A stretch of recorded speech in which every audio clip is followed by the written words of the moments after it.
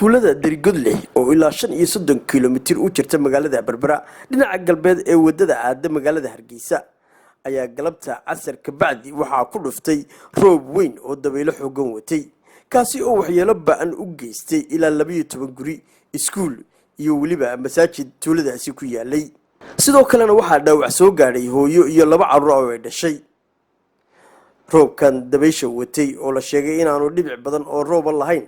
ayaa dabeeshaasi khasaarahaasi geysatay waxa isla galabta ku baxay walkaasi soo booqday barsaabka gobolka Saaxil injineer Axmed Cismaan Xasan iyo waliba xogayaha dawladda hoose Cabdikariin Aadan Cadde haddaba hiir tuuladaasi Derigodle ee roobka dabaylaha xooggan watay oo ku dhuftay ayaa mas'uuliyiintaasi warbixin ka siiyay khasaaraha roobkaasi uu geystay annaga oo reer Derigodle oo gudoomiyihii Derigodle roob baan helay roob dabaylaan helay 12 guri way baabeen hadee bayna saddex qofna waa dhaawac in hadee bayna iyo waxyaabo kale waaba iyo aqal gaagaaban iyo waxa sida way jiraan shilku sidaas uu noo helay gudoomiyihii iyo xogayihii Berbera way noo yimaadeen way nala joogaan way nala arkeen sida dawladdu ha ogaato xogayaha Cabdikariin Aadan Cadde ayaa ballan qaaday inay degdeg u dhisi doonaan masaajidka iyo iskuulka sidoo kalena waxa uu sheegay in hooyada dhaawacantay iyo labadeeda carruurba ay iyagana geyn doonaan magaalada Berbera si xaaladooda loogu dabiibo galabta waxaan joognaa Derigodle oo roob ku da'ay dabayl wata sida gudoomiyaha tuuladu uu inoo sheegayna 12 guri iyo masaajidka qayba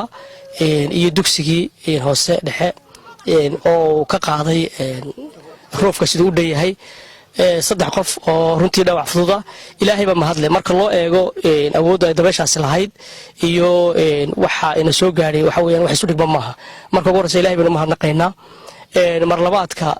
waxaan waynu kala horeysinaa hawlaha kulli cid la sugi mayno masaajidka iyo iskuulka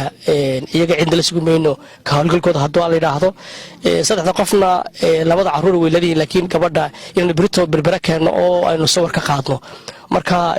bilantuna waxa weeyaan waxaynu qaban karno inaan qabanno damayntiina barsaabka gobolka Saaxil injineer Axmed Cismaan Xasan ayaa ka hadlay khasaaraha roobka geystay alxamdulillah rabbil caalamiin marka hore ilaahay baa mahadle Derigodle joognaa roob dabaylo wata ayaa ka daay biyo ahaan roobku ma badnayn laakiin dabaysha ayaa xoog weynayd sidaad maqlayseen hadda waxa la sheegay ilaa 12 guri inay maxaan ku raday jeengadii ka qaaday ama ay dumeen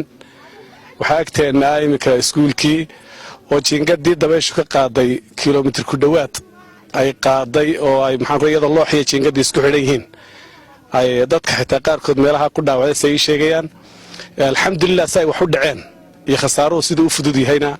waa alxamdulillah wax ilaahay loogu shukriyo nimco kasta nusqaan bay leedahay roobka waan u baahanahay oo waxa way nolosheena ku xidhan haddana waxa way dhibaatana way iska leedahay ilaahay uu inoo fudeeyay alxamdulillah labada ay carruura waa dhaawac fudud alxamdulillah wax kala dabrub ku soo baxaana waa sugaynaa hooyada waalidka waa carruurta oo inay jaban tahay in kale waxaan ku hubsanaynaa isbitaalka Berbera la keenay halkaas aynu ku sawiri doonaa oo marka caafimaadka iyadana lagu tacaali doonaa وياسين جامع علي هر وناغ نيوز مغالده بربرا